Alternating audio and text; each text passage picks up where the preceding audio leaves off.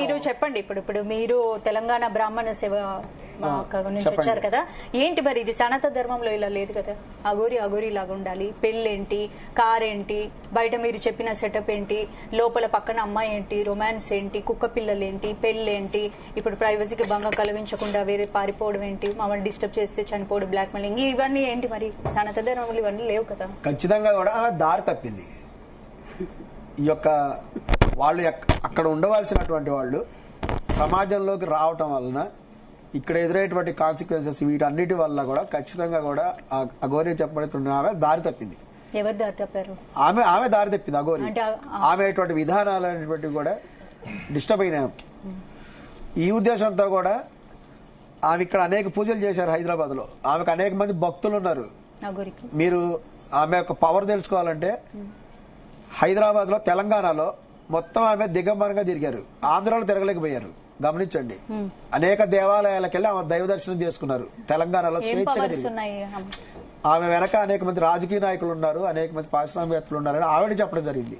మరి ఆంధ్రప్రదేశ్ లో తిరగలేకపోయింది, ఒక గుడికి కూడా ఆమె వెళ్ళలేకపోయింది. మరి అంతమంది పొలిటీషియన్స్ వెనక సపోర్ట్ ఉన్నప్పుడు తెలంగాణలో ఆంధ్రప్రదేశ్ ఒక విషయం చెప్తాను, ఆమె ఇక్కడికి వెళ్ళడానికి రాజకీయ నాయకులు లేకపోతే ఇంకోటి అవసరమే లేదు. మరి ఆంధ్ర ఎందుకు అడ్డు చెప్పారు? ఎవరు అడ్డు చెప్పినారు? ఇక్కడ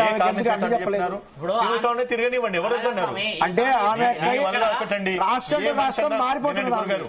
ఏ మనిషి ఎక్కడికైనా పోవచ్చు, ఏ మనిషి ఎక్కడికైనా పోవచ్చు. అంటే లా అండ్ ఆర్డర్ ప్రాబ్లం వస్తే తప్ప ఎవరు వాళ్ళని రెస్ట్రైన్ చేయరు. అర్థం చేసుకోండి. నువ్వు పోయేసరికి ఒక 1000 మంది 100 మంది మాపు తయారైనరు, లేదంటే గొడవలు అయినాయి, లేకపోతే పోలీసు వాళ్ళు ఆపేస్తారు. నన్ను క్షమించండి. ఇప్పుడు ఇక్కడ జరగడానికి గల కారణం ఏంటంటే ఆజాద్ గారు కమిషనర్ గారి దగ్గర నుంచి ఈవిడ ఎవరు ఆపొద్దని ఒక లెటర్ ఇష్యూ చేశారు అఫీషియల్ గా. ఆయన గారు చెప్పండి, లైన్ తీసుకోండి, ఇప్పుడు తీసుకుంటాను. ఏపీలో ఎవరు తీసుకోలేరు, కానీ డైరెక్ట్ గా ఇలా రావడం అక్కడ అడ్డుకున్నారు. ఇక్కడ మన దగ్గర ఈ స్వామి ఏ వాడు వదిలేండి అంటే తెలిసి తెలియక ఒక అమాయకంగా రాజకీయవేత్తలు ఉన్నారు కాబట్టి ఇక్కడ వాళ్ళు ఆపగలిగారు. అక్కడ వాళ్ళు ఆపలేకపోయారు, ఎందుకంటే వచ్చిన వాడు నిజం కాదని వాళ్ళు జస్టిస్ చేసేసి ఆపేశారు.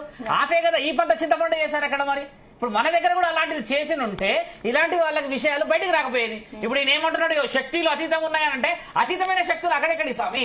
అఘోరాలు బయటికి రాకూడదని చెప్పేసి శాసనాల్లో రాసింది అన్నప్పుడు ఆయన దిగంబరంగా వచ్చాడనంటే ఎంతమంది భక్తితో చూశారు? మరి సగం మంది ఆడలాగా వచ్చిందనే చూడడానికి వచ్చారు కదా. ఇప్పుడు ఈ డిక్లరేషన్లు కూడా వచ్చాయి కదా. ఆ పైశాచికత్వాన్ని మనము దైవత్వం అనడం ఏందమ్మా? మీకు చెప్పమంటారా? యాజ్ పర్ కాన్స్టిట్యూషనల్ గా న్యూడిటీని ఎంకరేజ్ చేస్తే అది పబ్లిక్ న్యూసెన్స్.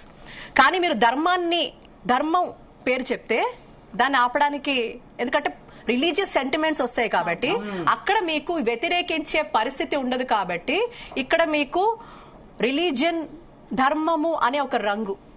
నిజంగా అఘోరాలు ఎవరైతే నిజంగా తపస్సంపన్నులు ఉన్నారో వాళ్ళకి దీంతో పనే ఉందండి.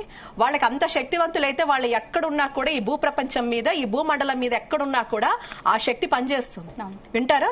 So if really you talk about shakti are all those things, అవి నిజంగా అవి అన్నీ ఉంటే వాళ్ళు ఎక్కడ కూర్చున్నా ఇది పనిచేస్తుంది. ఫస్ట్ చెప్పుకుందాం కాసేపు. నెక్స్ట్ ఏంటంటే ఇన్ని ఉన్నాయి, రాజకీయ నాయకులతో వీళ్ళకి ఏం పని వీళ్ళకి రాజకీయ నాయకులతో? వీళ్ళ సెల్ఫ్ ఇంట్రెస్ట్ ఏముంటుంది? నిజంగా సాధన చేసేవాళ్ళు, భగవంతుడే నాకు అల్టిమేట్ అన్నవాడు, రాజకీయ నాయకులతో వాళ్ళకి ఏం సంబంధం ఉంటుంది? ఫస్ట్ అంటే రాజకీయ నాయకుల కోసమే ప్రేరేపించబడి ఇటువంటివన్నీ తయారవుతున్నాయా? Are these encouraging? Then it's a big question. ఈ రోజు రాజకీయ నాయకులు మీరు తీసుకొచ్చి వాళ్ళకి వీళ్ళకి సంబంధం ఉందంటే ఇది చాలా పెద్ద క్వశ్చన్ అవుతుంది. సో ఇది చాలా పెద్ద ఇష్యూ అవుతుంది యాక్చువల్ గా. అప్పుడు ఎవరు ఉన్నారనే దాని మీద ఒక పెద్ద ఇంట్రాగేషన్ మీరు చేయాల్సి వస్తుంది. మీరు నేను కాదు, డెఫినెట్ గా మరి అక్కడ పోలీస్ శాఖ వారు మరి ఉన్నారు కదా, వాళ్ళు డెఫినెట్ గా దాన్ని చొరవ తీసుకోవాలి. ఒకటి. ఇంకొకటి ఏంటంటే what is the message they are giving to youth?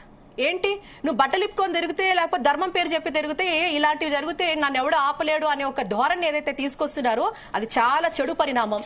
ఇది ఒప్పుకునే పరిణామం కాదు. ఇది ధర్మం సపోర్ట్ చేయదు. సనాతన ధర్మం అనేది సపోర్ట్ చేయదు. మీరు ఫస్ట్ గా ఏం చెప్తాం మనం? యువతకి చెప్పాల్సింది ఏమిటి? నువ్వు దేశం కోసం పనిచేయి, దేశం కోసం నువ్వు ఒక దేశభక్తుడిగా పనిచేయి, అలా మెలుగు, ధర్మాన్ని అనుసరించు, రామతత్వాన్ని అనుసరించు, రామయ్య ఏం చెప్పాడో అనుసరించు, కృష్ణతత్వాన్ని అనుసరించు. ఆ మహనీయులు ఏవైతే చెప్పారో ఆ నీతి మార్గాన్ని, ఆ భక్తి మార్గాన్ని, ఆ కర్మ సిద్ధాంతాన్ని మాట్లాడు. అంతేగాని నువ్వు ఇటువంటి పనులన్నీ చేసి ఒకసారి ఏమో నువ్వు ధర్మం కోసం పనిచేశానంటావు, ఒకసారి నా జీవితం అంతా ధర్మానికి అంకితం అంటావు, ఒకసారి ఏమో నాకు ధర్మానికి సంబంధం లేదు, నేను ఒక అమ్మాయితో పెళ్లి చేసుకుంటానంటావు. అసలు ఏంటి? అసలు ఇంకొకటి, ఏ అమ్మాయినైనా ఎవరు పెళ్లి చేసుకోవాలనుకుంటుంది? అన్ని చక్కగా ఒక అమ్మాయి ఎవరిని పెళ్లి చదువుకున్న అమ్మాయి ఒకటి ఆలోచించండి, ఒక అమ్మాయి పెళ్లి చేసుకోవాలనుకున్నప్పుడు ఒక ప్రాపర్ గా మీరు ఆలోచిస్తే ఎవరిని పెళ్లి చేసుకోవాలనుకుంటుంది? అది కాకుండా ఇక్కడ పెళ్లి జరిగింది అంటే వాట్ ఈస్ దట్? సో ఇటువంటి చాలా ఉన్నాయి. అఫ్ కోర్స్ మనం న్యాయ నిర్ణేతలం కాదు, బట్ నా మెసేజ్ ఒకటే, ఏదైనప్పటికీ కూడా యువత తప్పుదారు పట్టకండి. సనాతన ధర్మం పేరు చెప్పి ఈ రోజు ఇటువంటి అతీత దుష్ట శక్తులు ఏవైతే సొసైటీలో తిరుగుతున్నాయో మీరు వాటిని అనుసరించద్దు. మీరు చక్కగా చదువుకోండి, మీ కెరీర్ పట్ల ఫోకస్ చేయండి. ఇటువంటివన్నీ మీకు ఏవి తిండి పెట్టవు. కాబట్టి తప్పకుండా దేశం కోసం పనిచేయండి. ధర్మాన్ని చక్కగా ధర్మాన్ని అనుసరించాల్సిన విధి విధానాలను అనుసరించండి.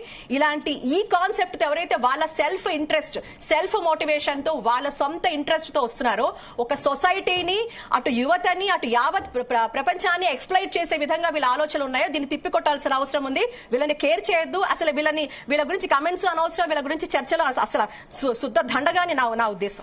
ప్రతిమ గారు మీరేం చెప్తారు? వీళ్ళు జనరల్ గా అంటే ఈ ఛానల్లో కూడా